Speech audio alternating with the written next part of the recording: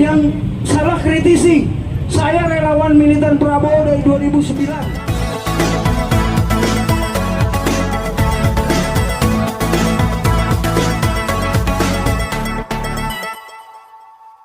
Siapapun orangnya, apakah warga negara sipil maupun militer, aparat negara ataupun bukan, tidak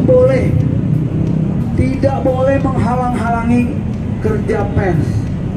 Apalagi pasca reformasi, menurut saya, ini sekali lagi menurut saya, menurut Bang Jalih Pitung, bahwa 26 tahun reformasi itu baru menghasilkan satu warisan Habibie tentang kebebasan pers. Kemudian satu lagi, Undang-Undang Nomor 9 tahun 98 tentang unjuk rasa. Jauh sebelum itu, jangankan ngumpul berapa puluh nih, 100 lebih, 5 orang aja ngomongin kepala negara yang gak bagus, hilang besokannya kita, betul? Nah, oleh karena itu saya sangat mendukung upaya teman-teman kita dari Solidaritas Media untuk Penegakan Hukum, Forum Aliansi Masyarakat Anti Korupsi Formasi, serta teman-teman dari berbagai elemen, dari berbagai organisasi kejurnalistikan. Saya ucapkan terima kasih, sekaligus apresiasi dan bangga terhadap kesetiaan, kepedulian terhadap nasib sesama teman-teman jurnalis. Saya Bang Jalih Pitung, hari ini tanggal berapa sekarang? 14 Agustus. Demi Allah, karena saya muslim, saya pasang badan buat teman-teman jurnalis. Kalau ada yang melecehkan jurnalis, kalau ada yang melecehkan jurnalis, kalau ada yang mengintimidasi jurnalis, kalau ada yang mengintimidasi jurnalis, kalau ada yang mengkriminalisasi jurnalis, baik personal maupun institusional, bilang ke saya.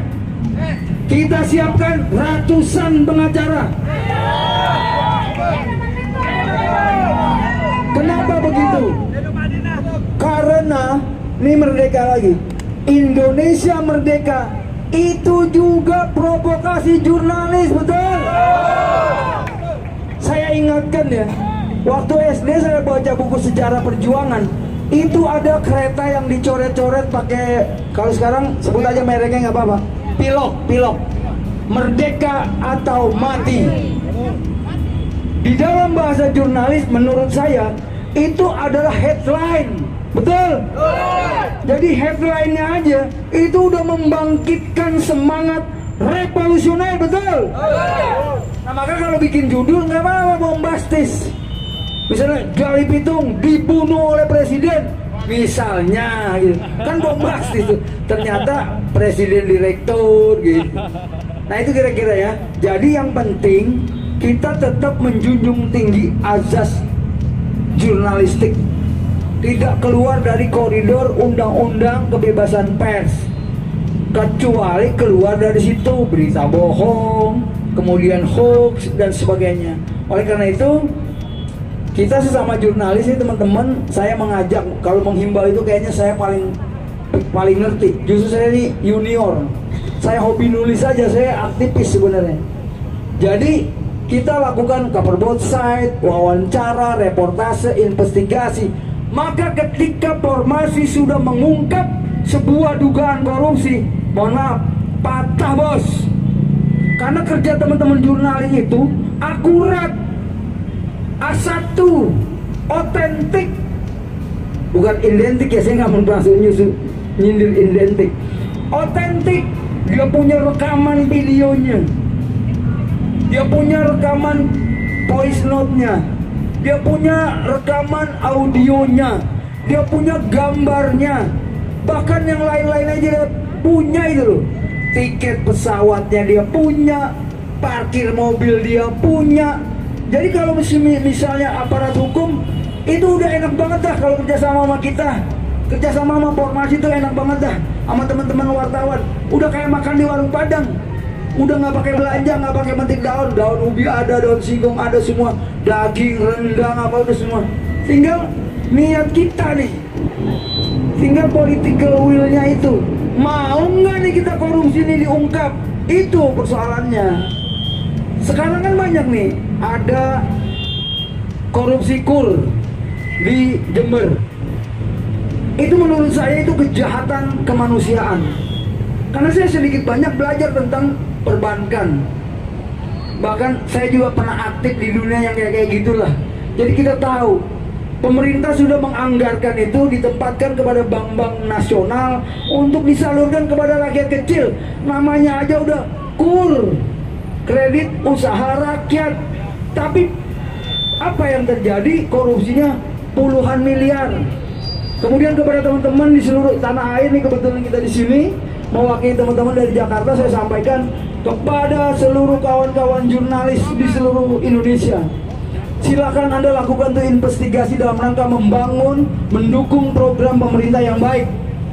Tapi juga jangan jadi penjilat yang salah kritisi. Saya relawan militan Prabowo dari 2009. Tapi ketika salah, saya kritiki.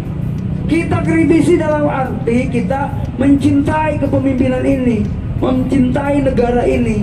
Jangan sampai rasa cinta itu berubah jadi benci. Bahaya, bos. Setuju ya? Nah, kepada teman-teman, ini ada illegal logging yang sudah membanjirkan beberapa provinsi. Itu data empirik yang tidak bisa dibantah. Betul? Itu kesalahan prosedur yang betul-betul terbukti. Kesalahan kebijakan yang salah, korupsi. Maka saya sering katakan bahwa hancurnya Indonesia, hancurnya negeri ini karena korupsi. Orang pengen jadi pejabat, jilat sana, jilat sini. Saya sebut aja, banyak tumbuh partai-partai sembako. Nah, bangsa kita juga bangsa pelupa. Hari ini dihujat, katakan tidak pada korupsi. Setiap hari berbulan-bulan.